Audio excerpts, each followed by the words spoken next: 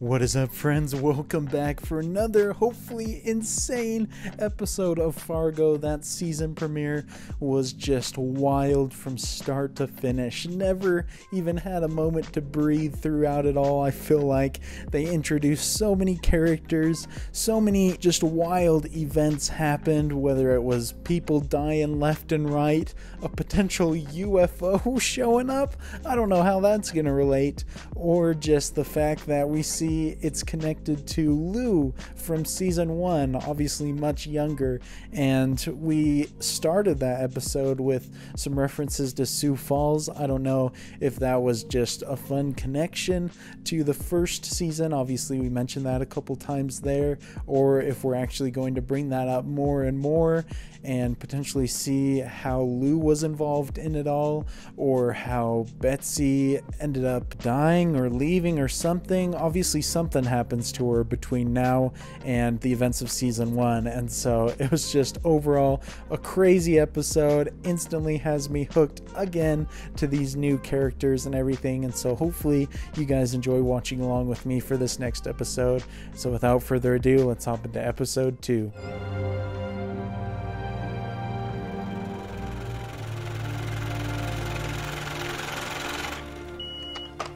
Okay, so Otto is still alive. It looks like it was just that he looked like he had died there initially, is what my thought was. Get your dad and uncles. We need to talk. You finish your chores?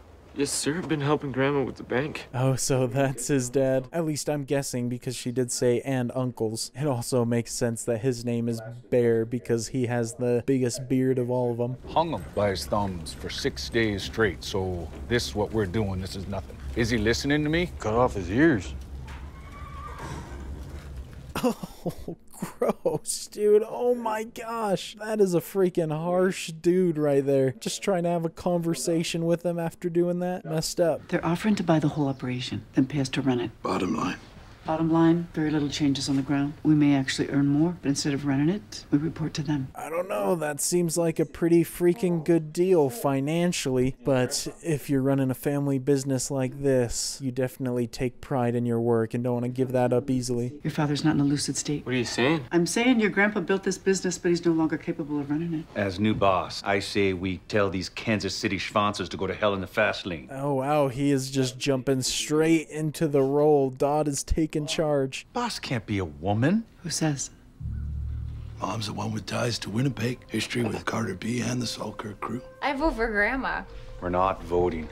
Oh gosh, man. I thought the main conflict was going to be with them and the other group from Kansas City, not amongst themselves. Your grandfather, he built an empire from a shoeshine box. And only then did he send for your father. Ma, I know the story. No, you don't. Her line delivery is so great. I'm loving this scene already. She's definitely playing a very different role from her 24 character so far. Although not too much. Wife of somebody in power. Your time will come, but this isn't it. And if you stand by me now, I promise you that as soon as this crisis is over, I'll hand you your legacy and I'll turn my thoughts to the grave. Seems like a fair deal right there. She definitely is good at showing her power without being too boisterous or anything, just dealing in a very strategic manner. Management says acquire the territory, we acquire it. Whether that's cash down or sending bodies to the morgue, that's up to the Krauts. And I don't feel like it's gonna go down very smoothly. It may end up being all-out war here soon enough.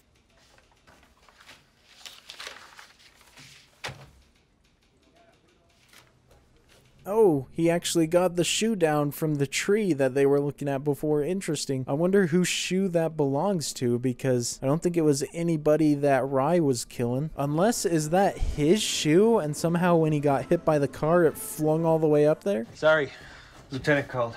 Judge, huh? Betsy told you. Yeah. Yeah, municipal judge up in Fargo. Huh. Oh, another connection to Fargo again. People who come in out of town from Fargo seem to always end up dead. Most of them, at least. Hey, so knowing she's a judge, that change anything? Guess we gotta ask ourselves, was this judge just in the wrong place at the wrong time, or was this whole mess about her? He's smart. He's getting right down to the good questions because obviously everything was caused because she was there. She was the target.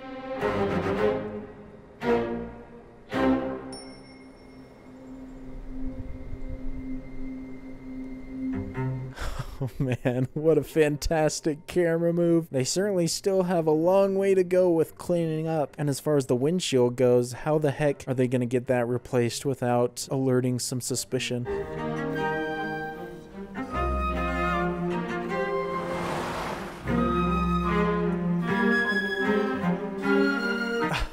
I love it, man. One benefit of split screens not just being creative, but also you can cover a lot more stuff in limited time because you can show two characters like that without having to spend time separately on each. Maybe I should stay home too. No, you should go. Just tell me you hit your head or something. There's too much stuff to do here.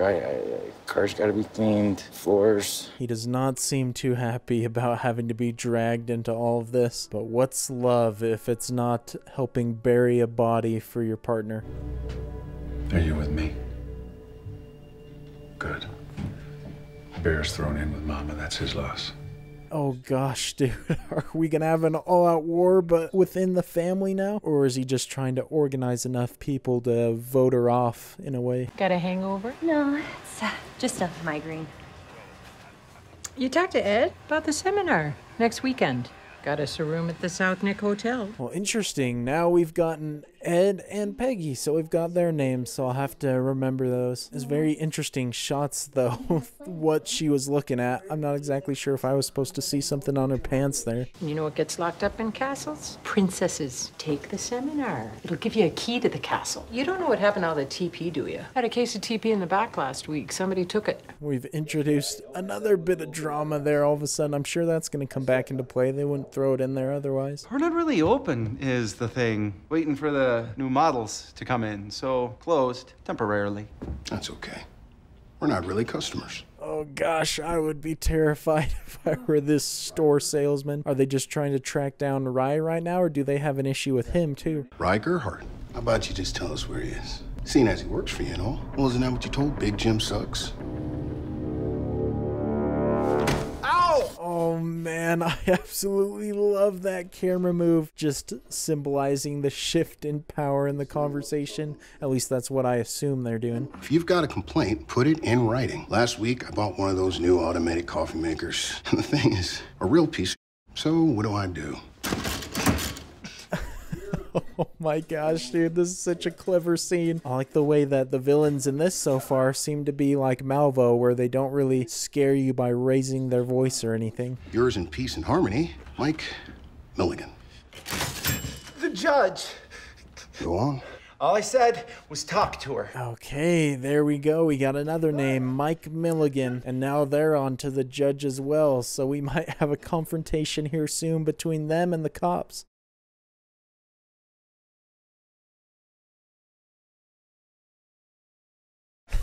I didn't expect to see Jesse Plemons cleaning up after a dead body so soon after El Camino. Where's Jesse when you need him?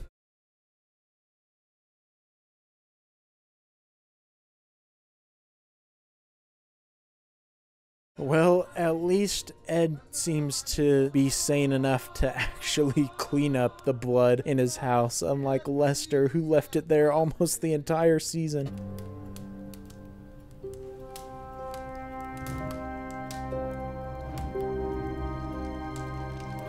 Is he just burning his clothes because they had some remnants of the blood? I mean, that's smart. Definitely prevents anybody from tracing it or finding it.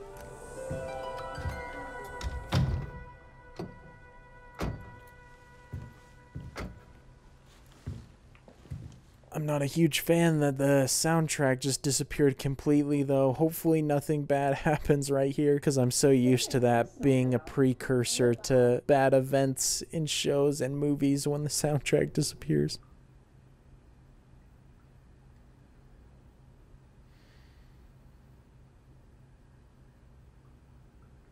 There you go. I feel like he's starting to add stuff up. There's no way the blood is sprayed around like that if it was just a simple shooting. Gotta signify a struggle, right? Especially with the spray. Mama! Yeah? Look what I found. Oh man, did she just find a bit of evidence herself? Molly killing it with police work early on. Where would that have come from though? Clever cut right there, right before she discovers what it is. Han? Oh no way, it's Rye's gun. Oh gosh, that's gotta be a massive development, right? What's that? Oh, Mama's doing Daddy's job again. You okay, hon? Oh man, she seems to be... Oh no, dude, they've already crossed paths early on. I thought it was gonna take a little while before those two saw each other. But I was just about to say, she doesn't look like she's doing super well.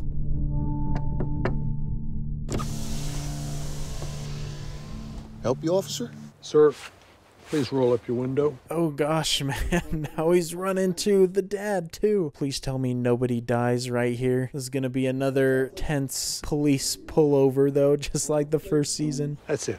Out of the car. All of you. Your friends, too.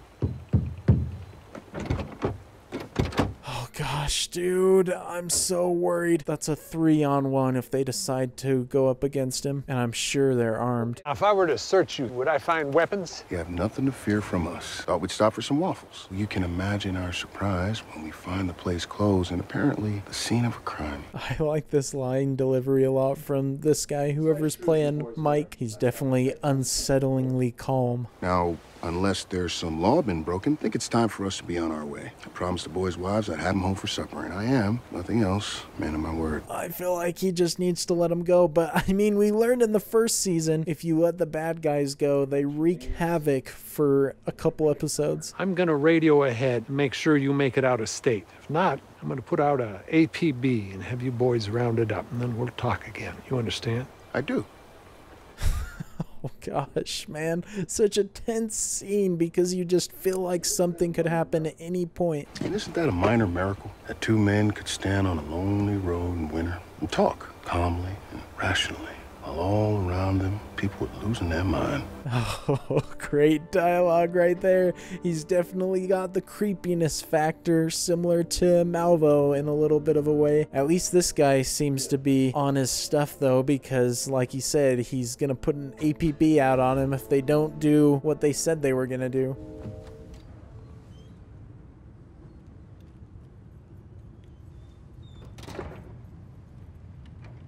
Shoot, bro. Well, was Ed here to pick up Peggy, or is he here to do something else? Maybe he's bringing Rye's body to the meat shop, slice him up, dispose of him.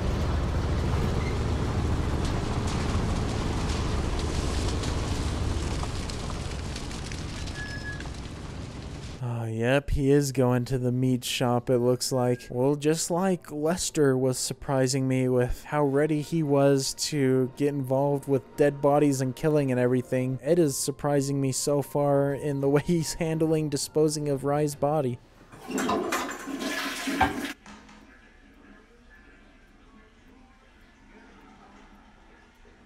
She better hope her friend doesn't go poking around in their house and that Ed did a pristine job of cleaning up, which I assume he did if he's already left to go dispose of the body.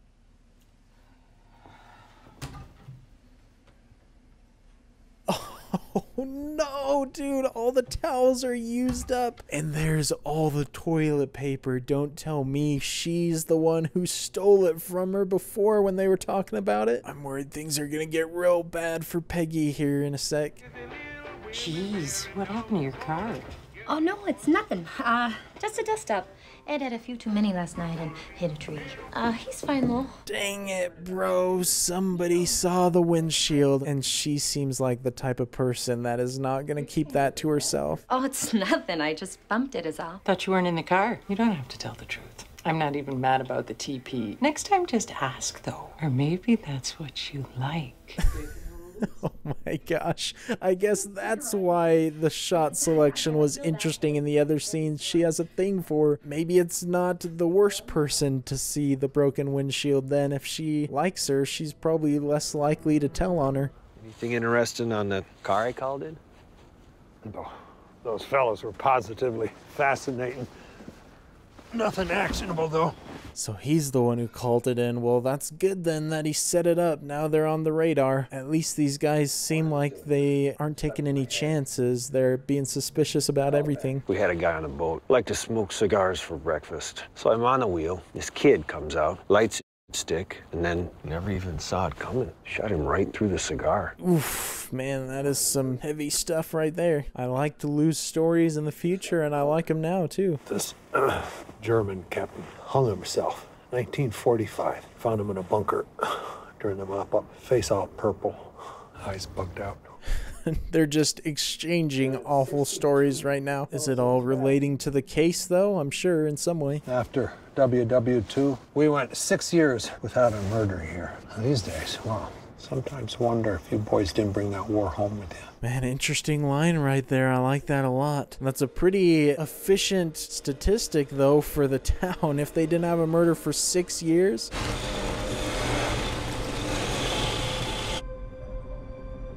Whoa! Ed is doing that way too casually. What? Apparently this man had some darkness in him, I think. There's no way they're gonna find Rye's body now.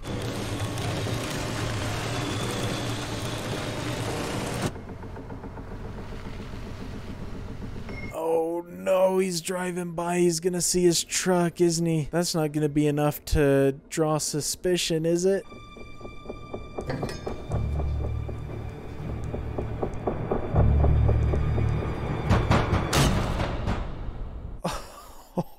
The timing of that, my gosh. I love the music too. It's so freaking frightening.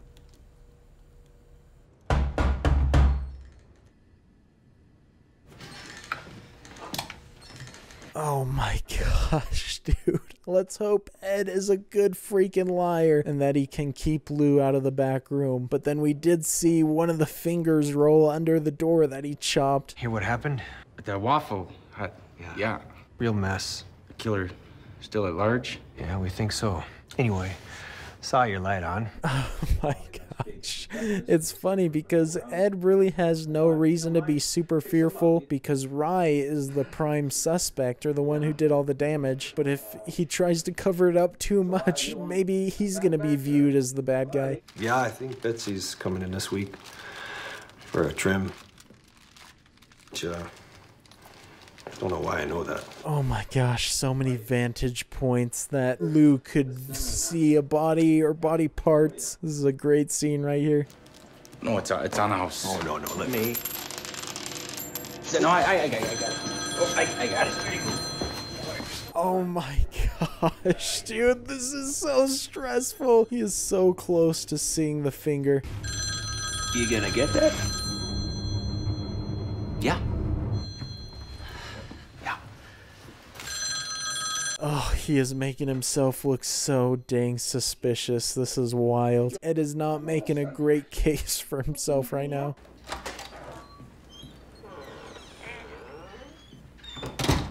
Yeah, I still gotta... it takes time grinding a hole. No, I know. Well, give Lester credit because he performed a lot better under pressure than Ed is. Although he's not a killer, he's just thrown into a sketchy situation. No one would have believed in the last years of the 19th century that human affairs were being watched from the timeless worlds of space. Wait, is this a TV program or radio program or something? We didn't just like break the fourth wall or something with some narration. Minds immeasurably superior to ours regarded this earth with envious eyes, and slowly and surely they drew their plans against us. What is happening? That dialogue relates to the UFO thing we saw before, and then the episode interestingly ends right there. And then when that shot was pulling away and moving up, I saw like a similar blue light that we saw at the beginning of the first episode. So is there somehow like aliens or something assuming that are watching this town and seeing everything play out. I mean, that's just my assumption for now until they tell us any different. Curious to see where the story goes from here, because I feel like there's gotta be something major that happens to shift the style of the story from kind of being similar to the first season. Obviously, it's not really that close, but I mean, there have been some consistencies. Obviously, starts off with a significant kind of bloodbath scene, this time in a restaurant or Waffle Hut, I guess. First season in Lester's house. Then in this episode, we had the cops stop one of the main bad guys, obviously not the killer this time. And then you have a regular old citizen trying to cover up some of the things. But obviously, UFO involvement or something like that is a big shift, and so I'm very interested in learning what that's all about. So these 2 episodes have been a great start to this season. I can't wait to find out all the different turns and twists that it's going to take. Obviously, it's already taken some, but I think it's got a great group of characters and cast that it's built off of just over the short time so far, and I'm sure they'll introduce even more just like they did in season 1, but I feel like there's enough different dynamics and conflicting motivations between certain characters to keep things very interested and very tense throughout each episode. But in a very stark contrast to the first episode, I don't believe we had any bodies pile up in this episode, so it was much more tame in that sense without being as much of a bloodbath. And so I don't know how many more bodies are going to pile up, or if that beginning episode was just kind of the main event setting the mystery and the suspense for the rest of the season going forward. But I feel like Lou's a great cop and he should be able to move things along pretty well. Obviously this time it doesn't seem like we have a bill that's going to hinder any sort of casework or anything like that, although that could change at some point. But I look forward to the next episodes with you guys coming up next week. Hopefully you enjoyed watching along with me for this one, and until the next time, I will see you all later. Peace.